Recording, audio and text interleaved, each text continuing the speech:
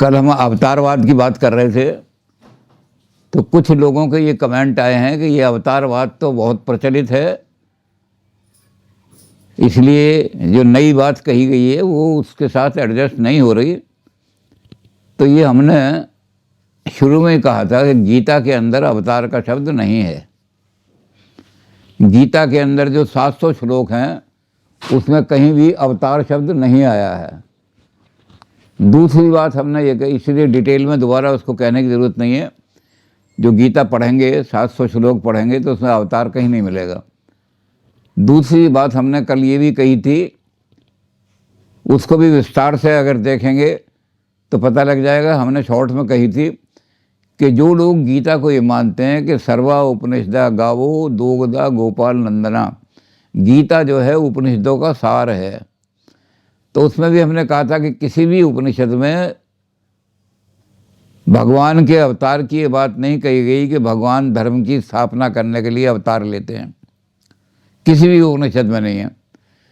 तो या तो हम ये कहें कि गीता उपनिषदों का सार नहीं है, कोई अलग चीज़ है, और अगर हम उपनिषद का सार मानते हैं इसको तो उपनिषद में अवतार की बात नहीं है कि भगवान अवतार लेते हैं।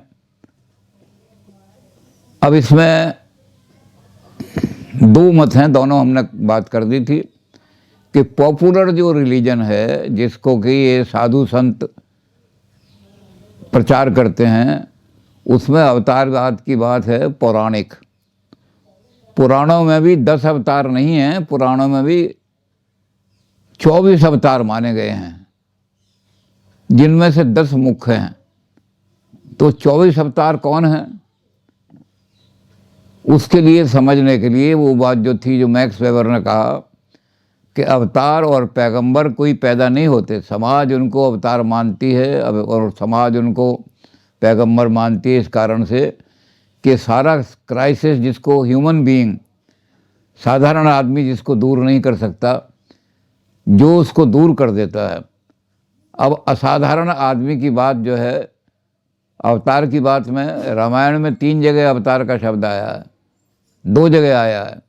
एक जगह कहा है बहोरी कहो रावण अवतारा, तो रावण को अवतार मानेंगे क्या हम कि रावण अवतार है।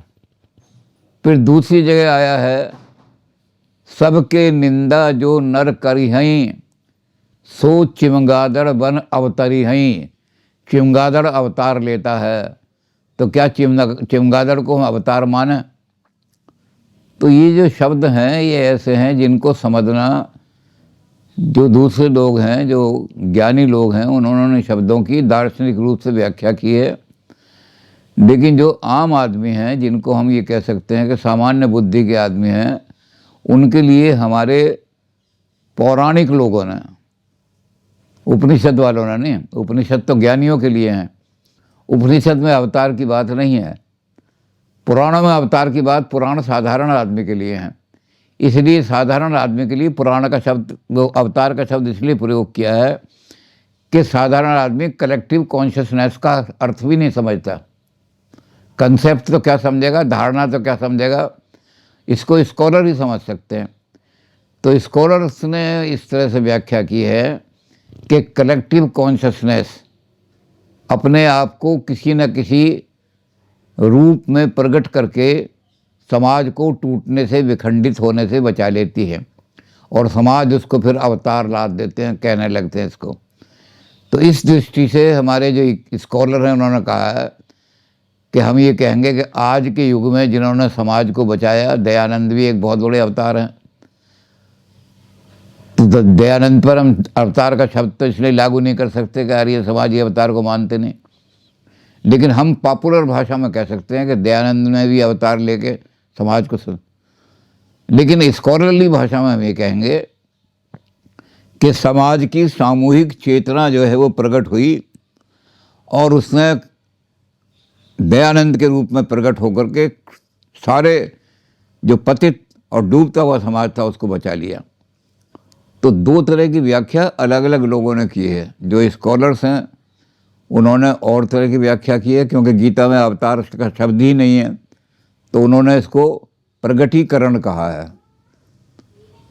जैसे बिजली जो है वो चारों तरफ ब्रह्मांड में व्याप रही है, लेकिन कहीं वो प्रकट हो जाती है तो हम उसको, आम आदमी तो विज्ञान की दृष्टि से कहेगा कि बिजली को कैसे बांधा, कैसे बिजली प्रकट हुई, जो प्रकट नहीं थी। कोई नई चीज़ पैदा नहीं हुई दुनिया में। जब से दुनिया बनी है, पता नहीं कब से बनी है संसार, अनंत काल से, तब से बिजली मौजूद है।